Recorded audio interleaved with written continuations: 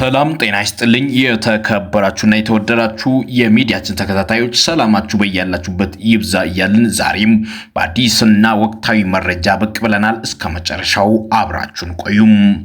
አገዛዙ በራያ ግንባር በርካታ ሰራዊት ሲያልቅበት ከቆቦ መቀሌ የሚወስደው መንገድ ተዘግቷል። በሰሜን ወሎ ዞን ራያ ቆቦ ወረዳ ጮቢበር በተባለ አካባቢ ዛሬ ቅዳሜ ነሐሴ 9 ቀን 2018 ዓ.ም ከጠዋቱ 1 ሰዓት ተኩል ጀምሮ በከባድ መሳሪያ የታገዘ ከፍተኛ ውጊያ መቀስቀሱን በረፋዱ ዜናችን ዘግበን ነበር። ወሎና በአፋር በኩል ከፍተኛ ስትራቴጂካዊ እንቅስቃሴ ሲያደርግ የነበረው የአገዛዙ ጦር ሰራዊትም ከላስታ ማሳያ ይንቀሳቀስ ከነበረው የህወሓት ኃይል ጋር መግጠሙ የተነገረ ሲሆን ውጊያው በራያ ቆቦና በራያ ለማጣ አቅጣጫ በሚገኙ ጮቢበርና አዲስ ቀኝን ጨምሮ በአካባቢው ቀጠናዎች በእግረኛና በከባድ መሳሪያዎች የታገዘ ሆኖ ውሏል።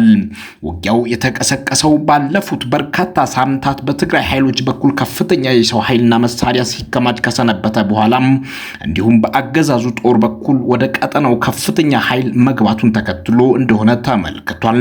ይህም እንዲህ እንዳለ በአካባቢው በተካሄደው ጦርነት አገዛዙ በፋኖ ይዞታ ላይ ጥቃት በመክፈቱ ውጊያው ተፋፍሞ ለአገዛዙ ሽንፈት ምክንያት ሆኗል።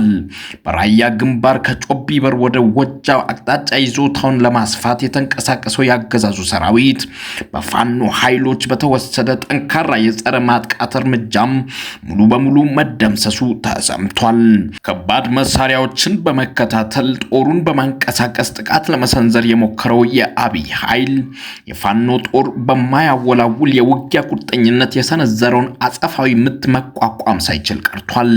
በጮቢበርና በወጃ ዋልካ መካከለኛ አቀማመጥ ላይ በተደረገው በዚህ ከባድ ውጊያም የአገዛዙ ቀኝ አህዶች ሙሉ በሙሉ መደምሰሳቸውን የደረሰን መረጃ ያመለክታል።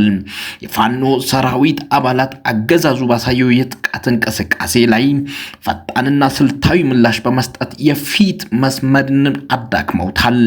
በእርምጃው የተደናገጠውና የተመታው ቀሪው የአገዛዙ ኃይል የሞትና የቁስለኞቹን አካላት አስክሬን ሳይዝ ወደ መነሻው የጮቢበር አቅጣጫ ፈጥኖ ለመሸሽ ተገዷል። የፋኖ ኃይሎች በአካባቢው ላይ ሙሉ ቁጥጥር በማድረግ የአገዛዙን ቀጣይ የጥቃት ሙከራዎች በአስተማማኝ ሁኔታ በመመከት ላይ የሚገኙ ሲሆን በግንባሩ የተገኘው ይህ ድል የፋኖን የውጊያ ዝግጁነትና የሰራዊቱን ሞራል ከፍ ያደረገ መሆኑ ተገልጿል።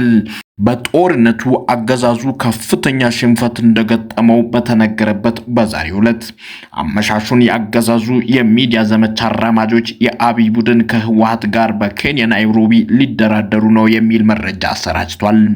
የብልጽግና ሹመኞችና የህወሓት አመራሮች በሚቀጥለው ሳምንት በኬንያ ናይሮቢ ለዳግም ውይይት ቀጠሮ መያዛቸው ተሰምቷል።